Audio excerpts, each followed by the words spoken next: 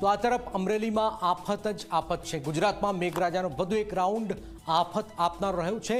અમરેલીમાં ધોધમાર વરસાદે જનજીવન અસ્તવ્યસ્ત કર્યું છે। ન માત્ર મનુષ્ય પરંતુ પ્રાણીઓ પણ પાણીથી આફતથી પરેશાન થયા છે।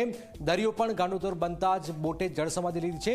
જુઓ અમરેલીમાં જળતાંડવમાં શું થયું છે આ ખાસ અહેવાલમાં।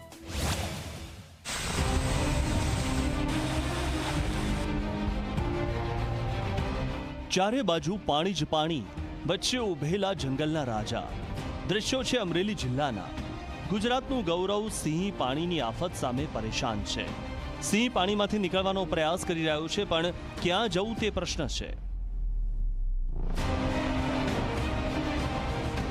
અમરેલી જિલ્લામાં મેઘાએ કેવો મહાતાંડવ મચાવ્યો છે તેની સાક્ષી આ દ્રશ્યો પૂરી રહ્યા છે। રાભડા ગામના આ દ્રશ્યો જુઓ। ગામના રોડ રસ્તા પર નદી આવી છે। ગામનું કોઈ ઘર બાકી નથી કે જ્યાં પાણીએ પોતાનું સામ્રાજ્ય જમાવ્યું ન હોય। ગામમાંથી વહેતી નદીઓ અને પાણી થઈ ગયેલું ગામ। આ દ્રશ્યો અમરેલીના ખાંભા ગીર ગામના છે। ગામને જોડતો એક પણ માર્ગ બચ્યો નથી જ્યાં પાણી ન હોય।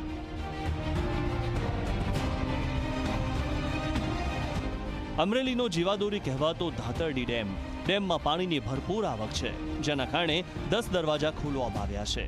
ડેમમાંથી પાણીનો પ્રચંડ પ્રવાહ વહી રહ્યો છે અને નીચાણવાળા વિસ્તારોને હાઈ એલર્ટ પર મૂકી દેવાયા છે। અત્ર સર્વત્ર અમરેલી જિલ્લામાં છેલ્લા 5 દિવસથી અવિરત વરસાદ પડી રહ્યો છે। ત્યારે ગઈકાલે રાત્રે રાજુલા અને જાફરાબાદના જે કોસ્ટલ બેલ્ટ વિસ્તાર છે તેમાં ધોધમાર વરસાદ વરસી રહ્યો છે। હું આપને દ્રશ્ય બતાવવા માંગીશ।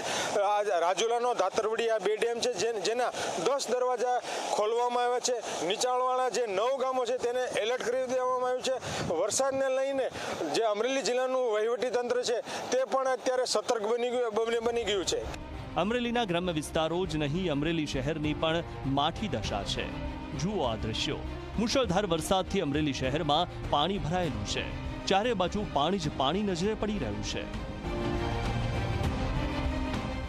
અમરેલી જિલ્લામાં ધોધમાર વરસાદે તો મુશ્કેલી સર્જી જ છે, તો સાથે દરિયો પણ તોફાની બની ગયો છે।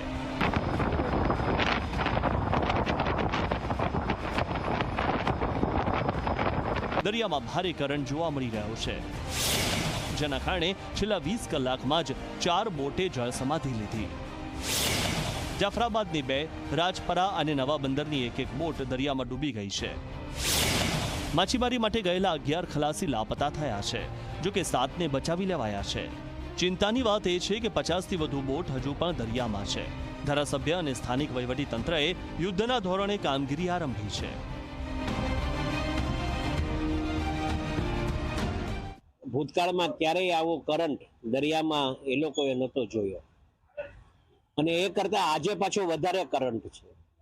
એટલે અમને વધારે ચિંતા એ બાબતની છે કે 50 થી 60 બોટો ઓન ધ વે છે, અને ભગવાન પાસે પ્રાર્થના કરીએ કે સહી સલામત આ બધા લોકો અહીંયા પહોંચી જાય। એક બોટમાંથી 4 માણસો ગુમ છે, એક બોટમાંથી 3 માણસો ગુમ છે। બીજી નવાબંદર રાજપરાના 2 બોટોમાંથી માણસો સલામત લીધેલા છે, પણ હજી બોટો આવે પછી અમને ખ્યાલ આવે। જય તાત્કાલિક છે એ 19 નોટિકલ માઇલે, અને બીજી બોટ દમયંતી નૌકા 25 નોટિકલ બનાવ બનેલો છે, અને લગભગ 50-60 બોટો બાકી છે। હવામાન વિભાગે ગુજરાતમાં ભારે વરસાદની આગાહી કરી, ત્યારે માછીમારોને દરિયો ન ખેડવા માટે સૂચના આપી હતી। તેમ છતાં પણ માછીમારોને દરિયામાં કેમ જવા દીધા? વહીવટી તંત્ર સામે પણ અનેક સવાલો ઉઠી રહ્યા છે। હજુ પણ ભારે વરસાદની આગાહી છે। કેતન બગડા, ઝી મીડિયા, અમરેલી।